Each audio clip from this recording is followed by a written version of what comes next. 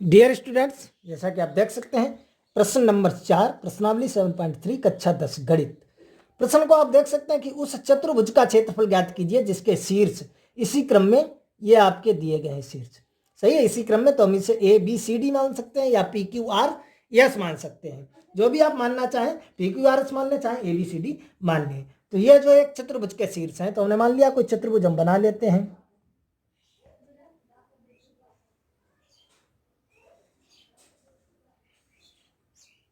ये हमने मान लिया आपका कोई चतुर्भुज है ए बी सी डी। सही है, तो यहां से ए के निर्देशांक हमने मान लिए दिए गए हैं -4 कामा -2, बी के निर्देशांक दिए गए हैं -3 कामा -5 और सी के निर्देशांक दिए गए हैं 3 कामा -2 और डी के निर्देशांक दिए गए हैं 2 कामा 3। सही है, ये चतुर्भुज जो है, चतुर्भुज सम चतुर्भुज बने या समांतर चतुर्भुज बने, आयत बने, वर्ग बने, पता नहीं कौन सा चतुर्भुज बनेगा, इसकी हमें जानकारी नहीं है, ये पूछा भी नहीं गया है कौन सा ये बनेगा। अगर ये चेक कराना होता तब हम चेक भी कर सकते थे। ए बी और B C C D D A ये भुजाएं निकाल कर और ये विकर्ण निकाल कर हम देख सकते थे ये सम चतुर्भुज है, समांतर चतुर्भुज है कि वर्ग है कि आयत है, क्या है। लेकिन यहाँ पर ये नहीं पूछा गया है ये कौन सा चतुर्भुज है, हमसे ये पूछा गया है कि इस चतुर्भुज का क्षेत्रफल ज्ञात कीजिए। तो हमने मान लिया ए बी सी डी जो आपका कोई चतुर्भुज है, इस चतुर्भुज का हमें क्षेत्रफल निकालना है। तो देखिए हमारे पास सूत्र है त्रिभुज का क्षेत्रफल, हमारे पास जो सूत्र है वो है त्रिभुज का क्षेत्रफल। तो इसे जो है हम त्रिभुज के क्षेत्रफल के रूप में विभाजित करते हैं। अगर हमने इस प्रकार से इसे मिला दिया तो आपका देखिए दो त्रिभुज बन जाएंगे, एक तो बन जाएगा ए बी सी और एक आपका बन जाएगा ए डी सी बन जाएगा। तो ए बी सी का क्षेत्रफल निकाल लिए, ए डी सी का क्षेत्रफल निकाल लीजिए और दोनों को ऐड कर दीजिए तो आपका निकल के आ जाएगा चतुर्भुज ए बी सी डी का क्षेत्रफल। आप समझ गए होंगे। सही है, ए बी सी डी का क्षेत्रफल में निकालना है। तो वहां से हमने ए सी विकर्ण को मिला दिया तो यहां से आपको दिखाई दे रहा होगा ए बी सी और ए डी सी आपके दो त्रिभुज बनते हैं। तो दोनों त्रिभुजों के क्षेत्रफल निकाल लीजिए क्योंकि त्रिभुज का क्षेत्रफल हमारे पास है और आप आसानी से यहां से निकाल सकते हैं। तो देखिए यहां से हम आपको निकाल कर दिखाते हैं, इसके आगे आप देखेंगे।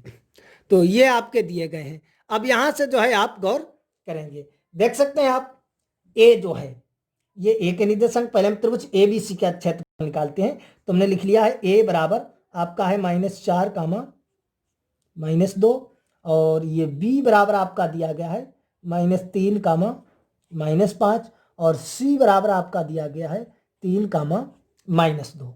सही है, यहाँ से अगर हम लिखे x1 बराबर आपका हो जाएगा -4, y1 बराबर आपका हो जाएगा -2, x2 बराबर आपका हो जाएगा -3 और y2 बराबर आपका हो जाएगा -5, x3 बराबर आपका हो जाएगा 3 और y3 बराबर आपका हो जाएगा -2। समझ रहे हैं, यहाँ तक आप समझ रहे हैं। तो देखिए इसके आगे आप देख सकते हैं हमें निकालना है त्रिभुज ए बी सी का क्षेत्रफल। तो त्रिभुज ए बी सी का क्षेत्रफल बराबर 1/2, वही सूत्र लगाएंगे x1 तो डायरेक्ट वैल्यू रखते हैं -4, y2 -y3 तो y2 और -y3 तो माइनस प्लस ये हो जाएगा। सही है, प्लस x2 तो x2 है -3 तो प्लस माइनस x2 लिख लिया तो y3 -y1 y3 और माइनस प्लस y1 आपका है 2 प्लस आपका है x3 तो हो जाएगा y1 -y2 तो y1 है आपका ये और माइनस प्लस y2 ये आपका आ जाएगा। यहाँ तक जो है आप समझ गए होंगे। कोई समस्या तो कमेंट बॉक्स में हमें बता सकते हैं। तो देखिए ये आपका हो जाएगा 1/2, ये देखिए -4 इंटू और ये 2 से 5 जाएगा तो -3। अब यहाँ से देखिए 2 से 2 जाएगा 0 तो -3 इंटू ये तो हो जाएगा 0 और प्लस ये हो जाएंगे 3 इंटू ये देखो जाएगा 5 से 2 तो 3। समझ में आ रहा है। तो ये हो जाएगा 1/2। यहाँ से आप देख सकते हैं माइनस प्लस 4 3 12, ये तो आपका हो जाएगा 0 और प्लस ये हो जाएगा 9। तो यहाँ से आप देख सकते हैं 1/2 इंटू 12 और 9 कितने हो जाएंगे आपके 21 और 21 का भाग देंगे, चाहे तो आप 21/2 इसे कर लो। 21/2 अगर आप दशमलव में निकालना चाहें तो आप दशमलव में भी निकाल सकते हैं और ना दशमलव में निकालो तो इतनी हो जाएगा 21/2 वर्ग मात्रक। सही है, अगर इसे दशमलव में निकालना चाहो तो भाग दे दो तो आ जाएगा आपका 10.5 वर्ग मात्रक, 10.5 5 वर्ग मात्रक, और या आप 21/2 वर्ग मात्रक ही रखो। ये हमने निकाल लिया त्रिभुज एबीसी का क्षेत्रफल। अब हमें निकालना है, आप देख सकते हैं, त्रिभुज एडीसी का क्षेत्रफल। त्रिभुज एडीसी का क्षेत्रफल निकालना है। तो इसके लिए देखिए एडीसी का क्षेत्रफल, एडीसी का क्षेत्रफल निकालने के लिए आप देखिए ए के निर्देशांक लिख लीजिए। कितने हैं ए के निर्देशांक? आप देख सकते हैं -4, -2। डी के निर्देशांक आप देख सकते हैं 2, 3, और सी के निर्देशांक आप देख सकते हैं 3, -2। ये है। तो देखिए हमें एडीसी का क्षेत्रफल निकालना है, त्रिभुज एडीसी का क्षेत्रफल निकालना है। सही है। तो देखिए यहां से बहुत ही आसानी से निकल के आ जाएगा। ये हमने निर्देशांक लिख लिया है। तो यहां से अगर आप लिखना चाहो तो लिख सकते हैं x1 बराबर आपका हो जाएगा -4, y1 बराबर -2, x2 बराबर 2, y2 बराबर 3, x3 बराबर 3 और y3 बराबर -2। समझ गए हैं? हमें निकालना है त्रिभुज एडीसी का क्षेत्रफल। तो त्रिभुज एडीसी का क्षेत्रफल आपको पूरा लिखना है। तो 1/2 और सूत्र भी लिखना है।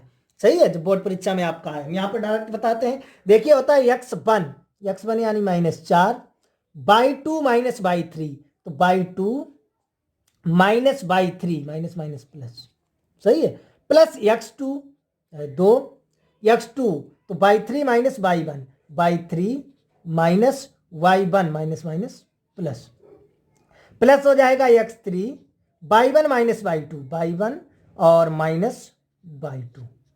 समझ रहे हैं? सबकी वैल्यू रख दी। ये हो जाएगा 1/2, ये हो जाएगा -4 × 3 2 5, ये हो जाएगा +2 × 2 से 2 0, ये हो जाएगा +3 × -5। समझ रहे हैं आप? तो ये हो जाएगा 1/2, ये आप हो जाएंगे -5 × 20, ये तो आपका हो जाएगा 0, और ये हो जाएंगे -15। सही है। तो ये हो जाएगा आपका 1/2। यहां से आप देख सकते हैं 15 और 20 माइनस में है, तो ये जुड़ जाएंगे। तो ये कितने हो जाएंगे? माइनस के आप जोड़ दीजिए, -35, यही तो हो जाएंगे। यहां से आप देख सकते हैं। तो ये आप यहां से हो जाएगा -35/2। या आपको मालूम है कि क्षेत्रफल कभी ऋणात्मक नहीं होता है। क्षेत्रफल, दूरी, समय, चाल, ये जो है आपका कभी ऋणात्मक नहीं हो सकता है। सही है। तो इसलिए ये आपका हो जाएगा बराबर, या यहां पर आप लिखना चाहो लिख देंगे, चूंकि क्षेत्रफल पूरा लिखना है कभी ऋणात्मक नहीं होता है, इसलिए त्रिभुज एबीसी का क्षेत्रफल बराबर 35/2 वर्ग मात्रक। सही है। ये आपका हो जाएगा। ये भी अब यहां पर ये भी आप ध्यान देना, अगर आप ये क्रम चेंज कर देंगे। देखिए हमने यहां पर लिखा है त्रिभुज एडीसी का क्षेत्रफल।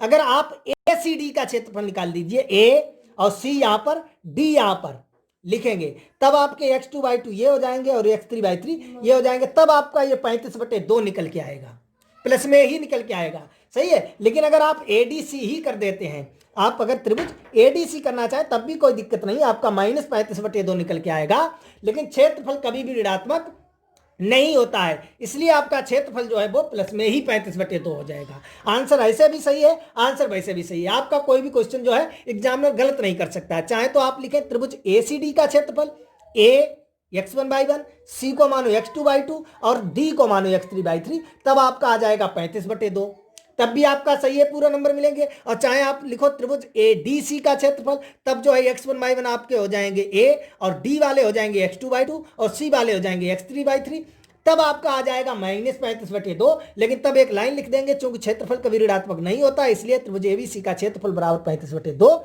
वर्ग मात्रक। आंसर आपका सही होगा और पूरे नंबर आपको मिलेंगे। अब आपको निकालना है त्रिभुज चतुर्भुज एबीसीडी का क्षेत्रफल, क्योंकि ये तो हमने त्रिभुज का निकाले हैं। तो यहां से आप लिख दो अतः चतुर्भुज एबीसीडी का क्षेत्रफल बराबर त्रिभुज ऊपर निकाला था ए बी सी का क्षेत्रफल प्लस त्रिभुज ए डी सी का क्षेत्रफल। सही है। अब चाहे आप लिखो ए सी डी का क्षेत्रफल। तो ये आपका त्रिभुज ए बी सी का क्षेत्रफल निकाल चुके हैं, आप देख सकते हैं। ऊपर निकाला था आपका 21/2 प्लस इसका हमने निकाला है 35/2। तो इसे सॉल्व करेंगे, 2 एलसीएम ले लिया तो ये हो गया 21 प्लस 35। सही है, समान हर की भिन्न बनी तो जोड़ दो, ये हो जाएगा 56/2 यानी 28 दूना 56, तो 28 वर्ग मात्रक।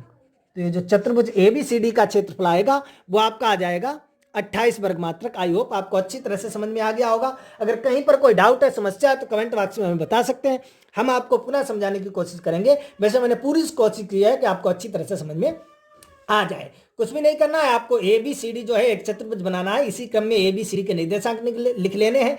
चाहे आप एक विकर्ण AC को मिला दीजिए, चाहे आप एक विकर्ण BD को मिला दीजिए, आपके 2 बन जाएंगे। चलिए आप इसे पुनः देख सकते, ये आपका क्वेश्चन दिया गया, आप देख सकते हैं। सही है, तो ये हमने AB और CD एक आपका चतुर्भुज बना लिया। चाहे आप AC को मिला दीजिए तब आपके ये 2 त्रिभुज बन जाएंगे, चाहे आप BD को बना दीजिए तब आपके ये 2 त्रिभुज बन जाएंगे, तब भी आपका क्वेश्चन लग जाएगा।